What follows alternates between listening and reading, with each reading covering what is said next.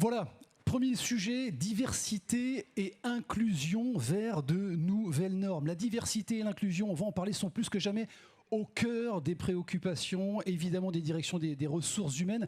Alors que les mouvements sociaux, évidemment, ont un impact sur la conscience collective, eh bien, les collaborateurs demandent à leur organisation, demandent à nos entreprises d'agir de manière plus décisive en matière de diversité et d'inclusion, et bien au-delà de l'objectif traditionnel de la diversité. On en parle avec mon premier invité, Aziz Seni. Bonjour. Bonjour. Merci Aziz d'être avec nous, d'avoir accepté notre invitation. Vous êtes coprésident de la commission Nouvelle Responsabilité entrepreneuriale du MEDEF.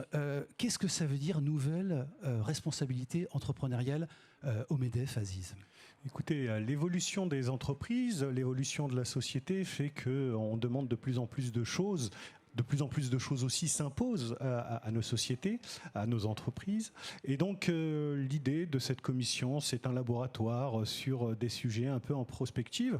La RSE qui était en prospective, qui ne l'est plus, qui est devenue un sujet d'actualité, l'égalité homme-femme, les discriminations et l'égalité des chances, l'ascenseur social, le fait religieux en entreprise, tous ces sujets un peu sociétaux qui s'invitent dans l'entreprise et sur lesquels, peut-être par le passé, les entreprises n'avaient pas ou pas le temps de réfléchir. Nous proposons des solutions, nous réfléchissons et surtout nous mettons des plans d'action au service des entreprises et de nos adhérents essentiellement. Bon, on va voir comment tout ça se met en place avec vous. Est-ce que ça fait partie, je voudrais qu'on donne un petit coup d'œil dans le rétroviseur, est-ce que tout ça a commencé au MEDEF en 2019 avec l'établissement ou la mise en place, la création de cette raison d'être? Alors, le président Roux de Bézieux a aussi initié ça, agir pour une croissance, ensemble, pour une croissance responsable. Est-ce que ça a accéléré les choses ?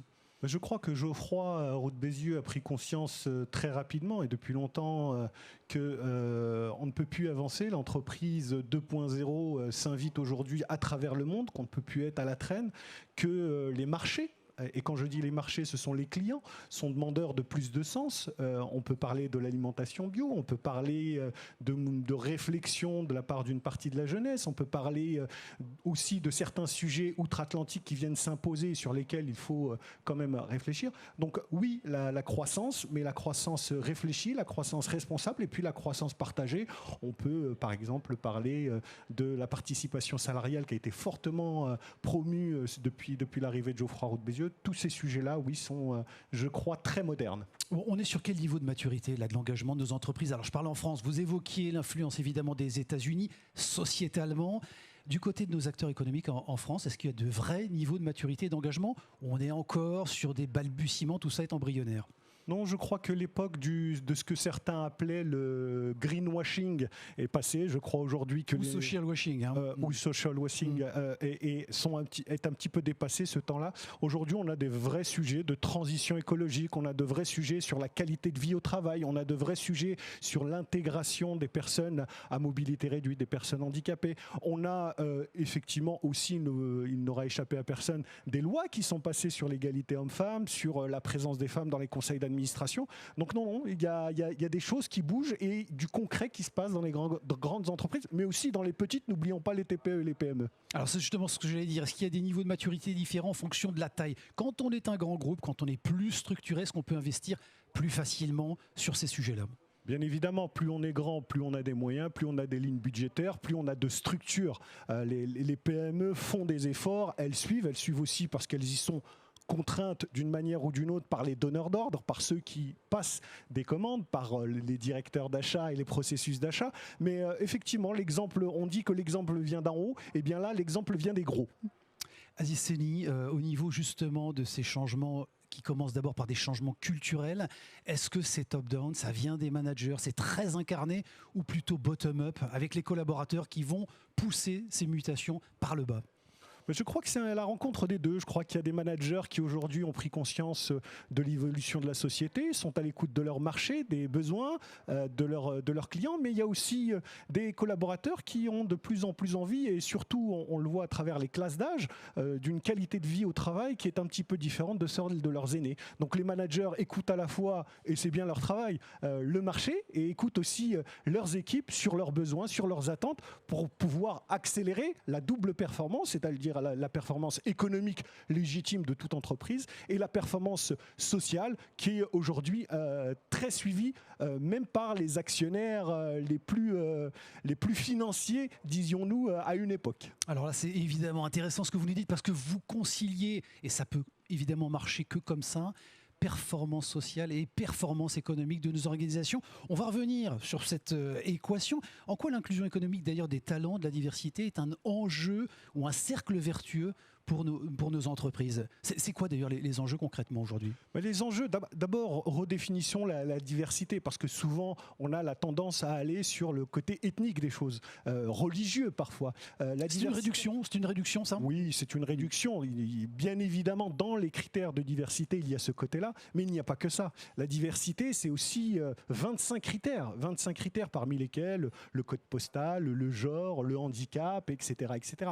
Donc on a 25 critères. Et il y a des études qui ont été menées à la fois en France et puis à l'étranger sur la performance des équipes dites diverses. Et le cercle des économistes français nous explique qu'augmenter de 5% sa diversité dans ses équipes, c'est gagner 7% de performance économique en plus. Donc, au lieu d'avoir le discours qu'on a eu, c'est vrai, et qu'on a un petit peu entendu pendant des années sur la bonté du cœur, de la diversité, c'est bien, c'est républicain, prenez les mots que vous voulez, eh bien là, on a un argument financier, on a un argument de performance économique. Par les temps qui courent, avoir des équipes diverses, c'est bon pour le compte d'exploitation, c'est bon pour la performance économique des entreprises. Bon, c'est ça la pédagogie qu'il faut mettre en place. C'est comme ça qu'on va convaincre les décideurs, les chefs d'entreprise de notre pays. Vous pensez que c'est par le chiffre, par les KPI qu'on va les emmener dans ces décisions, ces engagements-là? Chaque domaine a son langage, a ses codes, a son verbe. Je crois que les chefs d'entreprise comprennent très bien l'analyse d'un compte d'exploitation et leur expliquer que augmenter, diversifier un petit peu, ça augmente la performance sans quasiment rien faire, si ce n'est de choisir des profils un peu divers. Je pense qu'ils l'entendent. Surtout au lendemain d'une crise, surtout dans un contexte où on cherche à gagner des points à tout prix pour pouvoir suivre un peu ce rebond, renforcer ce rebond que nous constatons et que nous appelons tous de nos voeux dans son renforcement. Aziz Seni, on a un vrai sujet selon les secteurs d'activité, de métiers en tension. Alors ça a été mis un peu entre parenthèses pendant la crise, mais c'est structurel. Est-ce qu'il y a un vrai sujet aussi pour attirer les talents dans les entreprises aujourd'hui qui manquent de talents, qui manquent de personnel, de collaborateurs qualifiés notamment? Alors le ministère du Travail nous explique qu'il y a à peu près 200 000 emplois postes vacants. La Banque de France nous fait un constat en disant qu'on a à peu près 44% des entreprises qui ont du mal à recruter. Effectivement, il y a un paradoxe dans ce pays. On a d'un côté beaucoup de gens qui cherchent du travail, et de l'autre côté, beaucoup d'entreprises qui cherchent des talents, qui cherchent de la manœuvre, qui cherchent des ressources humaines. Je pense que le pont entre les deux, c'est d'abord renforcer la formation en adéquation. Il y a des métiers nouveaux qui sont apparus. Tout à l'heure, je me suis fait contrôler pour mon pass sanitaire, c'est bien légitime, mais là, c'est un nouveau métier qui n'existait pas avant la crise. Il y a aussi, je pense, une réforme, et elle est en cours, et nous l'appelons en tout cas au MEDEF de nos voeux, c'est la réforme structurelle de l'assurance chômage. Il faut que, non pas le travail rapporte plus, mais il faut que le reste à vivre, je parle de reste à vivre et pas de rémunération, il faut que lorsque quelqu'un travaille, le reste à vivre soit supérieur à celui qui ne travaille pas. Je parle bien du reste à vivre. Aziz Seni, on va alors au-delà de la pédagogie, de la communication, des enjeux, des arguments qu'on peut mettre en avant pour convaincre nos chefs d'entreprise et nos recruteurs. Concrètement, quel accompagnement? Ça, c'est pour la partie opérationnelle. Il faut forcément externaliser cet accompagnement-là. Comment ça marche? Comment est-ce qu'on va convaincre, mais de manière vraiment très pragmatique, très concrète, les entreprises sur ces sujets-là? Alors je crois qu'en fonction de la taille de l'entreprise, les outils existent et ils sont divers.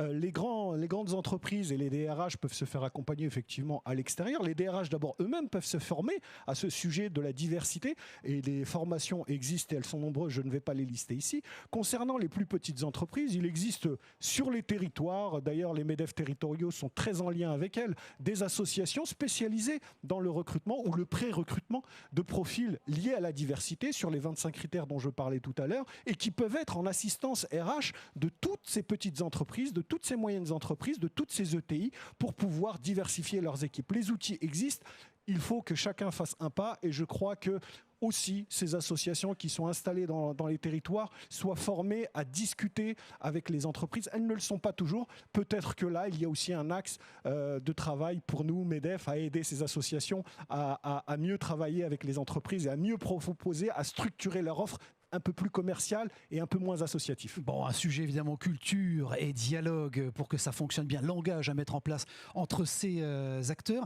Tous les niveaux de contrat sont concernés, alors CDI, CDD, alternance, stage, et pour tout niveau d'expérience jusqu'au cadre dirigeant. Il ne s'agit pas uniquement de juniors sur des missions avec de faibles niveaux de qualification? Non, la diversité, ça concerne du stagiaire de 3e, le collégien qui cherche à découvrir, allez, soyons un peu dans les clichés hein, et un peu sur le ton de l'humour, qui cherche à découvrir la photocopieuse, la machine à caver et ce que c'est qu'un open space, et jusqu'au conseil d'administration. Je ne m'arrêterai pas au cadre dirigeant, je vais au board de ces entreprises où la diversité, où l'égalité homme-femme, où l'intégration des personnes handicapées, où les codes postaux, où les parcours doivent se diversifier. Vous savez, la consanguinité sociale, la consanguinité d'une manière générale ne produit jamais rien de bon. Les études sont encore là pour le prouver en termes de performance économique. Bon, là, on va parler des CENI, peut-être pour terminer, à nos managers.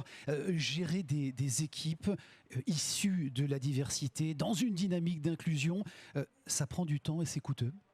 Écoutez, le management, à la base, c'est beaucoup de psychologie. Le dialogue, ce sont aussi des codes et ce sont des langues.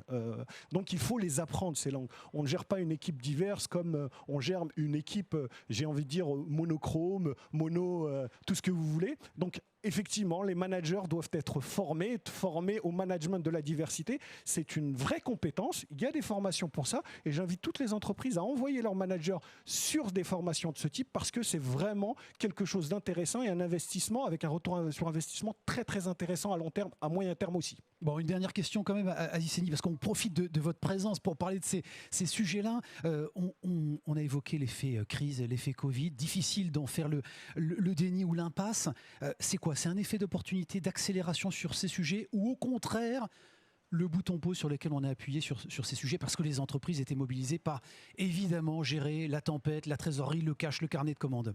Écoutez, c'est vrai que, et je le vois à travers mes collègues chefs d'entreprise, la crise a été très dure pour tout le monde, moi y compris. Plein de chefs d'entreprise ont subi de plein fouet cette crise qui n'était pas du tout prévue. Quand vous avez le navire qui prend l'eau, vous avez d'autres sujets beaucoup plus urgents que je peux le concevoir, le management et de la diversité à penser.